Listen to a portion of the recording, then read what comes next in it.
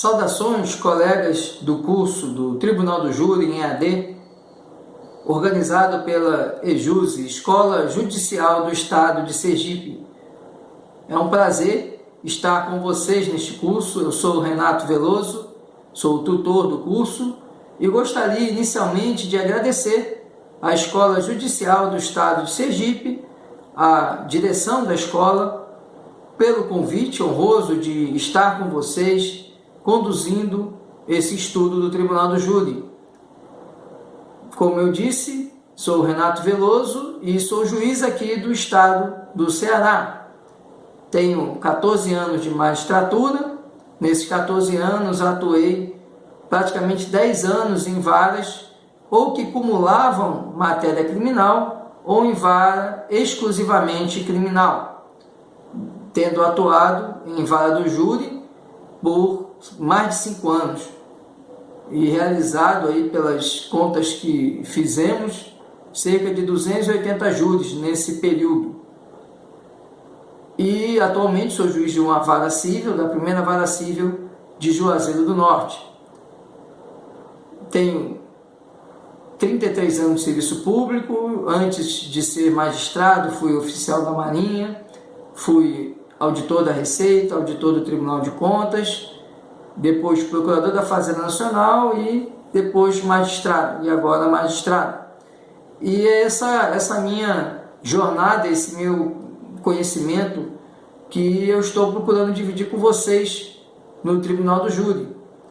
A respeito desse primeiro estudo de caso, a ideia era abordar situações polêmicas que podemos enfrentar na primeira fase do Tribunal do Júri. E a história colocada é, na verdade, um caso real que eu fiz adaptações para que nós pudéssemos analisar. Um caso real que enfrentei na primeira vara criminal do Crato. E é óbvio que, quando estamos tratando de questões jurídicas, há sempre divergências, e isso é natural e até salutar. No caso que apresentei, o José dos Santos, que na verdade era João dos Santos, no dia do fato, ele assassinou sua companheira e foi preso. Como não tinha documento, foi identificado criminalmente. Na hora de ser identificado, ele deu o nome do irmão, que é José dos Santos, ficou preso, depois foi solto por excesso de prazo, e em razão do excesso de prazo, ele foi solto, só que não se descobriu naquele período a verdadeira identidade dele, e acabou sendo denunciado. Quando denunciado José dos Santos, ele, antes de ser citado, ele foi tirar uma certidão de antecedentes para poder fazer a renovação de um registro de arma e se deparou com um antecedente criminal, que na verdade era o processo criminal, que ele não havia nem sido citado. E o advogado de defesa ingressa com a defesa preliminar antes da citação e manifesta o pedido da absolvição sumaríssima do artigo 397. E apresenta uma série de documentos, de elementos que indicam que no dia do fato, na hora do fato, que no caso eu botei dia 1º de maio, que é um dia festivo, dia do trabalhador, ele estaria fazendo um show no Sesc em Juazeiro do Norte, não poderia, portanto, estar naquele local. E o que nós vimos, e a intenção era primeiro debater exatamente essa possibilidade ou não de aplicar o artigo 397. Trouxe para vocês entendimentos doutrinários a favor, contra. Trouxe também a jurisprudência do STJ, que é contrária à aplicação do 397 na fase do Tribunal do Júri, na primeira fase, argumentando que, como a primeira fase é um procedimento especial, não caberia absolvição sumaríssima, e sim somente a absolvição lá na fase do artigo 415.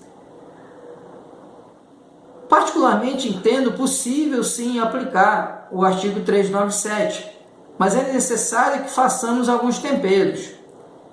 Observamos que os dois primeiros incisos do artigo 397 tratam da absolvição sumaríssima quando for evidente, for notório, que estamos diante de uma causa de excludente de ilicitude ou uma causa de excludente de culpabilidade, exceto a inimputabilidade. Precisamos, portanto, atentar que é preciso que hajam provas contundentes e irrefutáveis de que, efetivamente, o indivíduo está em alguma excludente. Do contrário, não há outra opção, deveremos seguir sim para a instrução do processo. As outras duas hipóteses, que é quando o fato não constitui crime, ou quando estamos diante de uma situação de extinção de punibilidade do agente, essas para mim são inquestionáveis.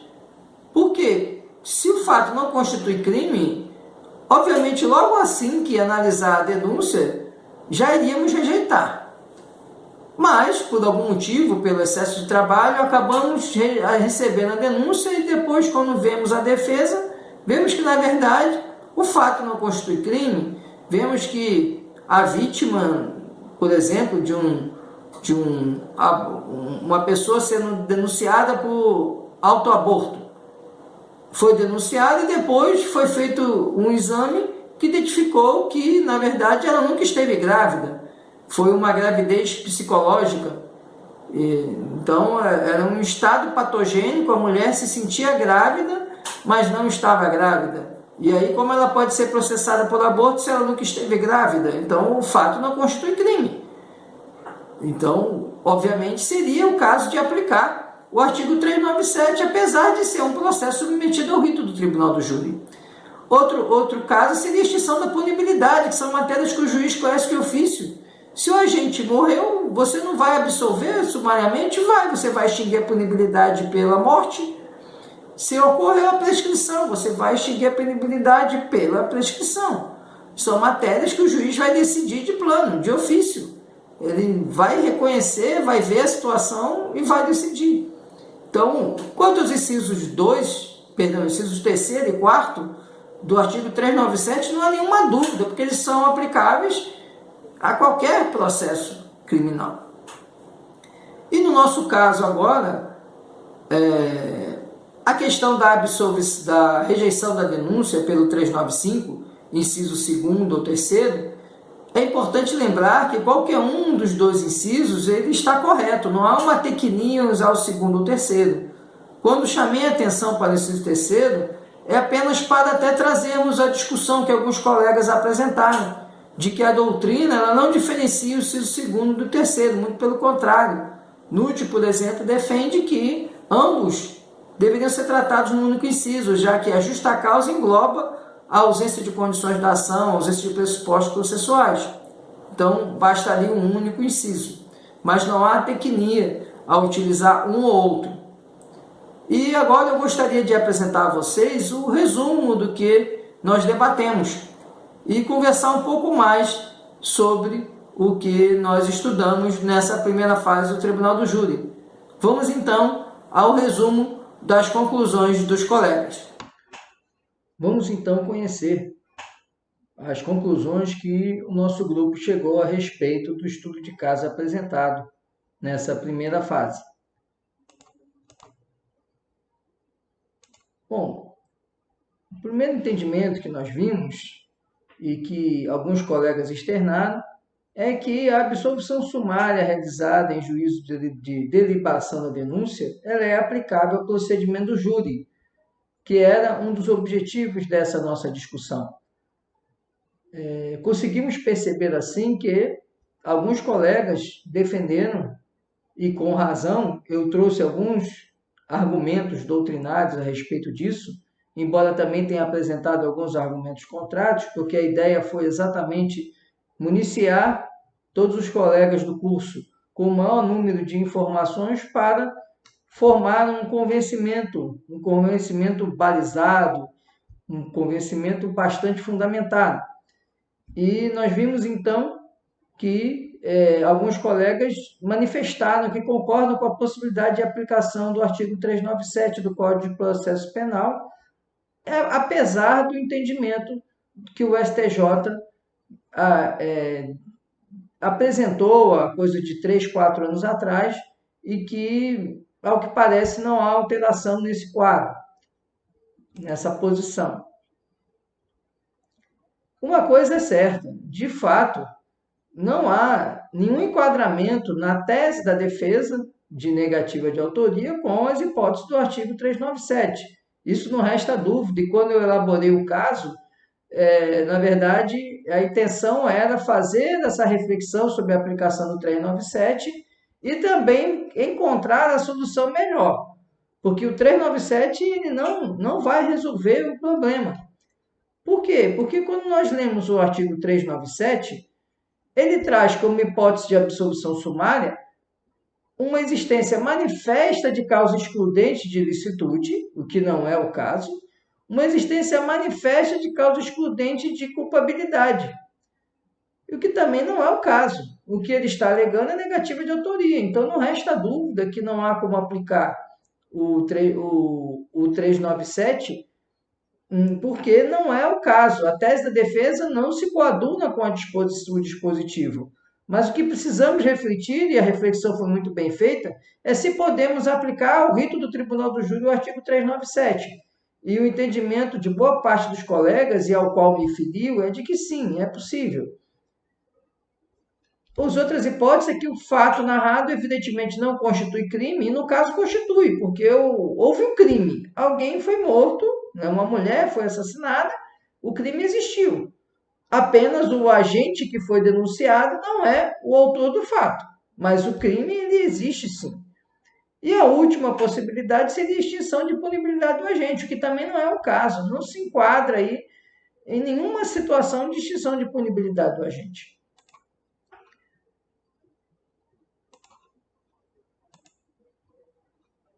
Outra parte dos colegas sugeriu que rejeitaria a denúncia por falta de justa causa para o exercício da ação penal, trazendo aí o fundamento no artigo 395, inciso 3º. O que eu fiz durante o nosso debate foi chamar a atenção do grupo para o inciso 3º. Muitos colegas estavam apenas fundamentando no inciso 2º. E a minha intenção foi trazer a lembrança do inciso 3º, que seria, e no caso, esse caso ele é um caso adaptado, foi um caso que eu enfrentei na primeira vara criminal do Crato, que tem competência do júri, e eu simplesmente adaptei a história, fiz alguns ajustes nela, e no caso real, eu rejeitei a denúncia com base no artigo 395, inciso 3º, por falta de justa causa. E outros colegas rejeitariam a denúncia com base no artigo 395, inciso 2º, por ausência de uma das condições da ação, que seria a legitimidade passiva.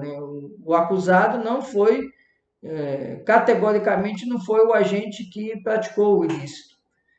E é preciso nós atentarmos que não há um erro, não há tecnia em usar o inciso 2º ou o inciso 3º, porque a própria doutrina, ela nos apresenta, Nutt, por exemplo, fala isso, que o inciso 2º e o inciso 3º era desnecessário existir dois incisos, porque tanto um como o outro, eles abordam, se você falar em falta de justa causa, você está falando em ausência dos pressupostos processuais, em ausência de condições da ação. E, tecnicamente, não haveria uma diferença que fosse considerada. Na verdade, a ausência de justa causa engloba todas essas questões, a ausência de pressupostos, a ausência de condições da ação. Isso reflete na ausência de justa causa. E a doutrina, inclusive o Nutt, diz que bastaria haver no inciso 3º, não haver necessidade do inciso 2º, porque o 3º englobaria o 2º. Então, não há uma tecnia em usar o 2º ou o 3º. Até chamei a atenção como uma forma de nós observarmos que, tanto um como o outro, ele traz sempre essa figura da ausência da justa causa. Não há justa causa porque não há condições da ação, porque não há os pressupostos processuais. Outros colegas apresentaram também como solução aplicar a absolvição sumária, fazendo uma analogia entre o 397 e o 415, onde lá no 415 nós temos essa questão da negativa de autoria. Então, eles antecipariam o reconhecimento dessa negativa de autoria no 397. Seria uma outra alternativa apresentada pelos colegas. E alguns colegas ainda manteriam o recebimento da denúncia e fariam a instrução processual para, ao final, realizar a decisão sobre o reconhecimento da negativa de autoria. Essa solução, me parece, uma solução um pouco delicada. Por quê?